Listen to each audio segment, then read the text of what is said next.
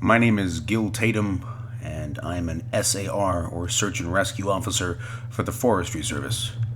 And I'm going to talk about some things today. I've just recently gotten back from a large training op, and I spent quite a bit of time with a woman named, I'll call her KD. KD is a vet who's been an SAR officer for about 15 years, and she specializes in high elevation mountain rescues and is widely considered one of the best in her field. She was one of the more enthusiastic storytellers, and since we worked together and we were together a fair amount during exercises, she ended up telling me about 4 tales of her own that really stuck with me.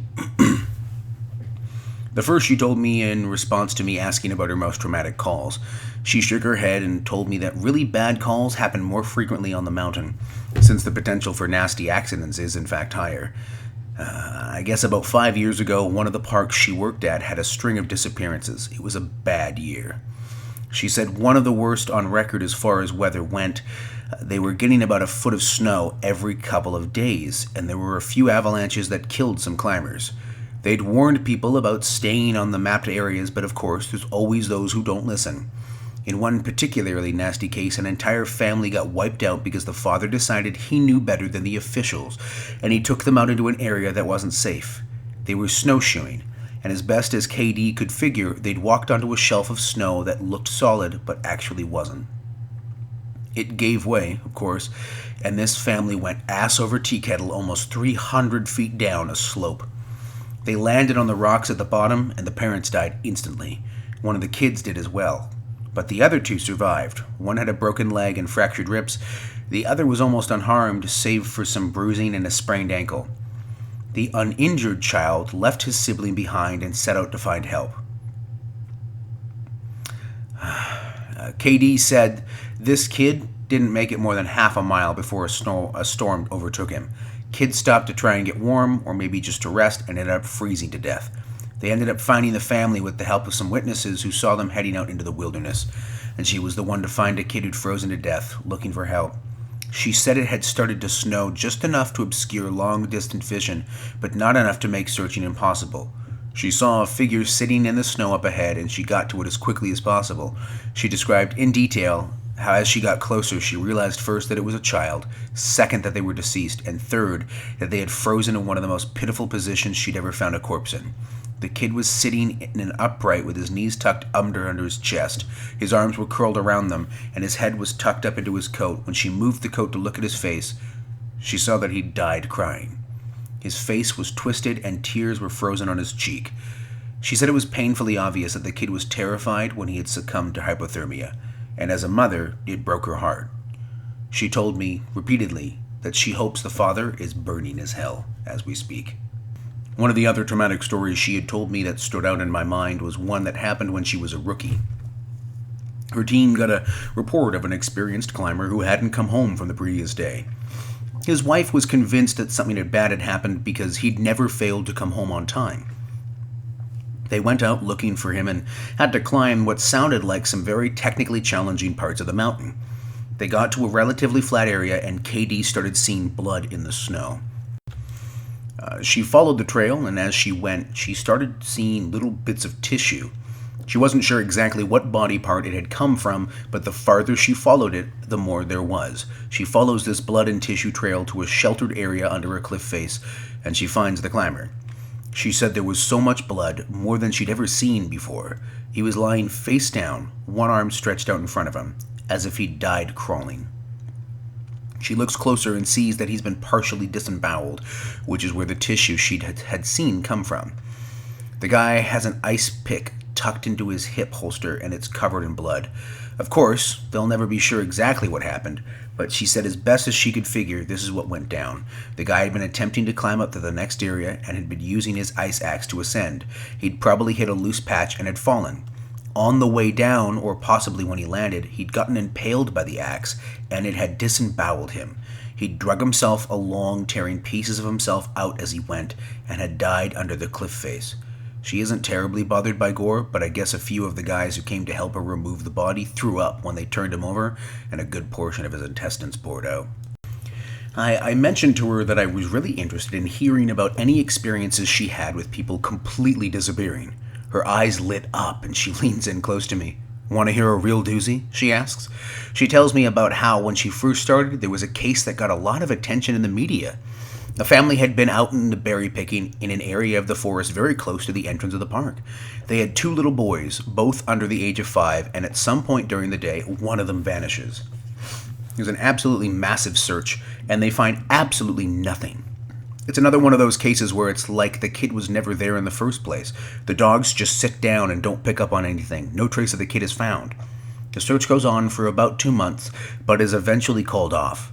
Fast forward to 6 months later, the family comes back to the place to put some flowers at a memorial that's been set up there for the kid. They bring their other son. While they're placing the flowers, they lose sight of the kid for about 3 seconds, and in that span of time, he vanishes into thin air. Now, obviously, the parents are beyond devastated. It's awful enough to lose 1 child, but to lose 2 is beyond imagining. The search is huge, one of the largest in state history. There are about 300 volunteers combing every inch of this park looking for the kid. But again, there's no trace of him. The search goes on for about a week, with people looking miles from the part of the park he vanished in. And then almost 2 weeks later, a volunteer almost 15 miles from the designated search area radios in that he's found the kid. They assumed that the kid was dead, but the volunteer says he's not only alive, he's in good shape. KD and her team go out to recover the kid, and when they get there, she can't believe that this is the kid that's been missing. His clothes are clean, there's no dirt on him anywhere, and he doesn't appear traumatized. The volunteer says he found the kid sitting on a log playing with a little twig bundle that's bound together with some old rope. KD asks him where he's been, who he was with for those 2 weeks, and the kid tells her he's been with the Fuzzy Man. Now, KD firmly believes in Bigfoot, so she gets all excited and asks what he means by fuzzy. Was he hairy? But the kid says no. He wasn't hairy, he was a fuzzy man, and he describes a man that's blurry, like when you close your eyes, but not all the way closed. He says the man came out of the trees and took the kid with him deep into the woods. The kid says he slept in a hollow tree and the fuzzy man gave him berries to eat. Katie asks if the man was mean, if he scared the kid, and the kid says, no, he wasn't scary at all, but I didn't like how he didn't have eyes. KD says they have the kid back to headquarters, and a cop takes him into town to talk to him more about what happened. She's friends with that cop that talked to him, and she said the kid described being kept in this tree by the fuzzy man. And he's given berries whenever he's hungry. He was allowed to wander around a very specific clearing, but when he tried to go further, the fuzzy man would get mad and yell real loud, even though he didn't have a mouth. When the kid got scared at night, the fuzzy man made it go brighter, and gave him the twig bundle. He said the fuzzy man was going to keep him, but he had to let him go because the kid wasn't the right kind. He either can't or won't elaborate more on that. The cops are just sort of left scratching their heads, and the search for his brother is renewed with no results. The kid has no idea where his brother might be, and they never find him. The last story that KD told me was of something that had happened to her when she got separated from her training group when she was a rookie. They were learning the basics of high elevation, belaying on a wall-mapped side of the mountain, and she had to use the bathroom. She went off about 50 yards from the group during a meal break and did her business. I'll tell the rest exactly as she told it to me. So I go to take a piss, and once I'm done, I start going back to the group. But I've only gotten about 5 feet when I realize that I have no idea where I am. And this wasn't I got turned around, lost. I mean, I literally had no fucking clue where I was. If you'd have asked me, I don't even think I'd have been able to tell you what state we were in. It was sort of how I imagine people with amnesia feel, you know? You're completely lost and you have no idea what to do. So I stood there for a while, just trying to figure out where the fuck I was and what I was supposed to do. But the longer I stood there, the more confused and turned around I get. So I started walking. As I recall, I just picked a random direction and went for it. And as I'm walking, it's just getting worse and worse to the point where I have no concept of why I'm on the mountain in the first place. I'm just trudging through the snow, and then I start hearing this voice. It's kind of inside my head, almost, like a frog could talk, all low and croaky. And it's telling me over and over, it's okay. It's okay. You just need to find something to eat. Find something to eat and you'll be okay. Just keep walking and find something to eat. Eat. Eat. So I started looking around for anything that I can eat, and I swear to God, I've never felt the hunger in my whole life. It was bottomless. And I think I'd have eaten just about anything you put in front of me right then. I had no concept of time, so I had no idea how long I'd been out there when I hear an actual voice coming towards me. I go towards the voice almost instinctively, and I see one of the other SARs, and he looks fucking terrified. He's running towards me, asking if I'm okay and what the hell I'm doing out here. And the scary thing was, as he's running towards me, I kind of see myself reaching into my belt for my hunting knife. I'm not even really thinking about it, but what I'm doing. But what I think is that I have to eat, and if I don't eat, I'll never be okay again. So I just have to eat. And there's food in front of me. He sees me doing what I'm doing, and he backs off right away. He yells at me to put my knife away, that he's not going to hurt me. And that kind of snaps me back. All of a sudden, I know exactly where I am, and I put the knife away. I run to him and ask him how long I've been gone, thinking he'll tell me I've been gone for half an hour or so. But he tells me I've been gone for 2 fucking days. I've gone over 2 peaks and ended up almost on the other side of the mountain, and if I'd kept going, I would have ended up wandering into about 300 miles of wilderness. They'd never have found me. He can't believe I'm not dead, and of course, I don't know what the fuck to think. To me, no time has passed at all. I don't say anything. I just go back with them to a rendezvous point, and I'm taken back to HQ to be airlifted to the hospital. When I get there, they go do all kinds of tests and try to figure out what happened. As best they can guess, I had some kind of weird fugue state, which is kind of like amnesia, or a weird seizure that knocked my brain out of whack. But the truth is that we really don't know. It's never happened again, but I'll tell you, ever since then, I never go out there alone. People rag on me for making them come with me when I have to leave the group. But I just tell them that listening to me piss in the snow is better than losing me for 2 fucking days on a freezing mountain. The next person I talked to was EW, a former trainer who now works as an EMT. He still comes to ops like this to help out, but doesn't work full-time for us anymore. He specialized in finding lost kids. He just kind of had a sixth sense when it came to knowing where they'd gone. He's a legend among the more senior vets, but he gets pretty embarrassed if you compliment him on his work. He sat down with me at dinner one evening and we ended up swapping stories. Most of them were just casual, but when we got on the subject of weirder calls, I mentioned that I'd had a buddy who'd gone up a set of stairs. He got kind of quiet and asked me if I'd heard of a little boy who disappeared from his park a few years back. I hadn't, so he told me this story. They were out looking for this 11-year-old boy, Joey. He'd gone missing near a river, and of course the first thought was that he'd fallen in and drowned. But when they brought the dogs out, they had led the SAR officers away from the river and up into a very densely forested area. When we do searches for people, we search in a grid pattern, and we search every box of the grid incredibly thoroughly. What EW's team noticed right away was that a very strange pattern was emerging. Dogs in alternating boxes would pick up Joey's scent, but losing it when they overlapped with another box. If you think of it as a checkerboard, Joey's scent was being picked up in random black squares, but never in red. This, of course, didn't make any sense, because how could the kid bounce from area to area without leaving a scent in each place he passed? EW and his partner pass into a new box of the grid, and EW notices a set of stairs about 50 yards away. He tells his partner that they need to check near it, but his partner flat out refuses. He tells EW that he's made it a point never to go near any stairs he sees, and that while it may be routine, he's not to pretend that it's normal. He tells EW that he'll wait in line of sight while EW checks. EW says he was irritated, but he felt for the guy and didn't push him on the subject. I'll try and regale the exact wording as best I can. I walked over to the stairs. They were small, kind of like stairs into a basement. I don't really feel strongly one way or the other about them. The stairs, I mean. So I wasn't scared or anything. I guess I'm like everyone else, and I just prefer not to think about them too much. Anyway, I went over, and I could see that there was something lying on the bottom step, sort of curled up. My heart sinks, because of course you always hope for the best. And we were confident that we'd find this kid alive, because he'd only been missing for a few hours. But I knew right away that it was him, and that he was dead. He was curled up in a little ball on the step, holding his stomach. It looked like he'd been in horrible pain when he died, but I didn't see any blood, except some on his lips and chin. I radioed in that I'd found him, and we got his body back to command. That poor family. They were devastated. The parents couldn't understand how he'd be dead because he'd only been gone for such a short amount of time. And on top of that, we didn't have any obvious cause of death, which just made it worse.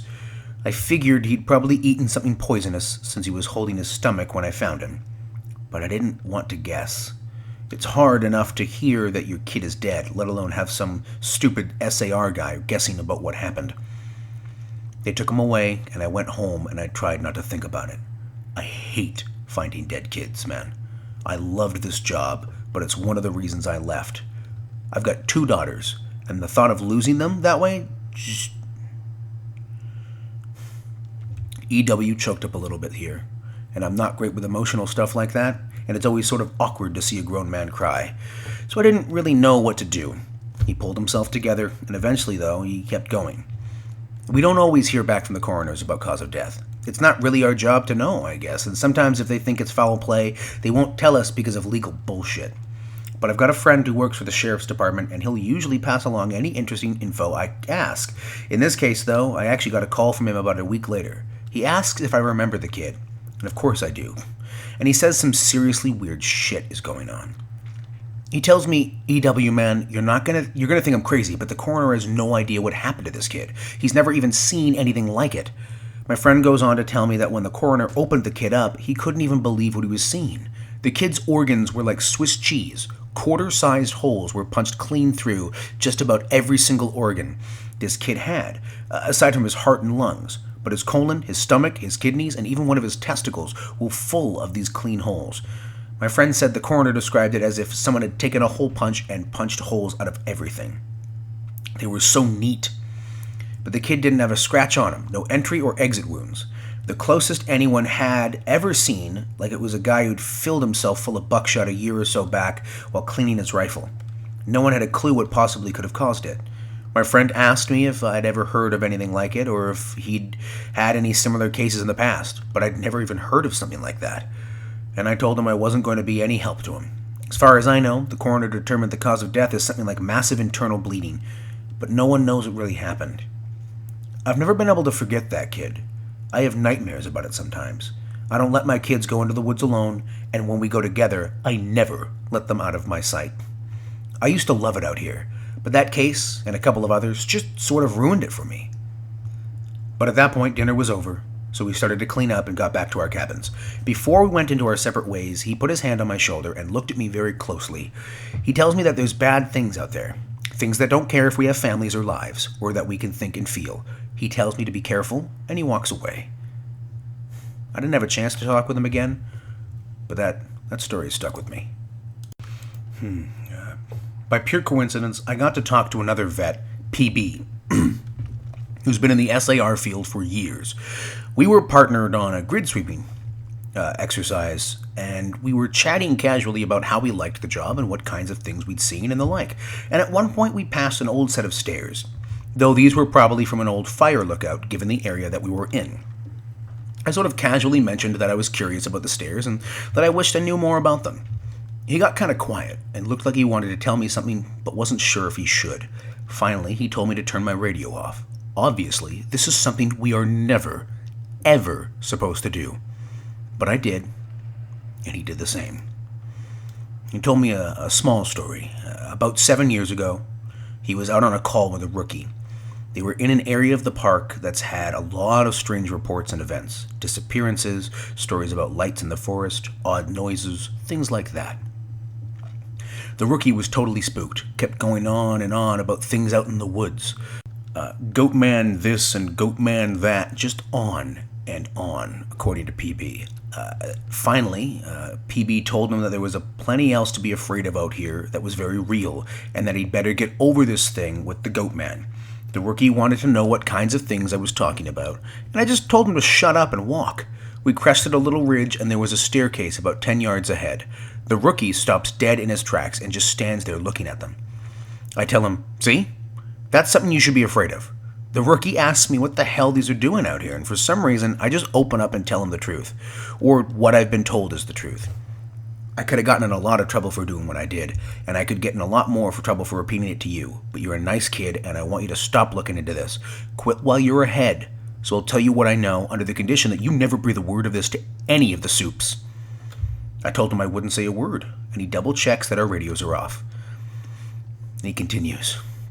When I first started out, we were a little less tight-lipped about them, and other things that happen out here. We warned people before they were even hired that there was weird shit going on. I guess the Forest Service was tired of having a massive turnover rate, and they wanted people to know that they were getting into. So they started having people sign these agreements that they wouldn't go to the media about what they were going to see. The FS didn't want to scare people away, so the last thing they needed were spooked rookies running off to the media with stories of ghosts and haunted stairs. But eventually they found that the agreements weren't necessary. People not only didn't want to talk about what they saw, they wouldn't. A few times, media tried to talk to people when kids or hikers would disappear, and no one would say a word. I can't really explain it. I guess we just don't really want to admit anything is wrong. This is our job, to be out in the woods every single day. We don't need to be spooked, and the best way to avoid that is to pretend like everything's okay. So I'll tell you everything I can. And after that, I'm done talking about it for good. And I expect you to not bring it up around me. Ever. The stairs have been out here as long as the parks have existed. We have records going back decades describing them. Sometimes people go up them and nothing happens. Other times... Look, I really don't like talking about this, but sometimes really bad shit happens. I saw one guy get his hand sliced clean off when he got to the top step. He reached out to touch a tree branch, and it happened so fast. 1 second his hand was there, the next it was gone. Completely clean wound. We didn't even find his hand. The guy almost died. Another time, a woman touched one of the stairs, and a blood vessel in her brain exploded. Literally exploded, like a water balloon. She sort of stumbled down and came over to me, and all she got out was, "I think something's wrong with me." She dropped like a sack of flour, dead, before she even hit the ground. I'll never forget the way the blood leaked into the inside of her eye before she died. I watched it turn red. I watched it happen, and there wasn't a single thing I could do to help. We warn people not to go anywhere near them, but there's always at least one idiot who does, and if nothing ever happens to them, something bad always happens to someone else. Kids go missing as we're on the trail. Someone dies the next day, cut in half, in a completely safe part of the park. I don't know why, but something bad always happens. I don't know exactly why they're out there, but it doesn't matter. They're here, and if we're smart, we'd tell our new officers exactly what they're capable of. We were both quiet for a little while. I was afraid to talk because I wasn't sure if he was done. He looked like he wanted to say something else. Finally, he spoke up again. Have you ever noticed how you can't find the same ones twice?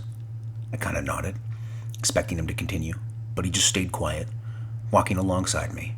And eventually, he started a story about the darkest and biggest deer he'd ever seen in the park. I didn't bring up the subject again, and I didn't press him for any more stories. He dropped out of the op the next day. Apparently, he felt, before the sun came up, he was sick. None of us have heard from him ever since.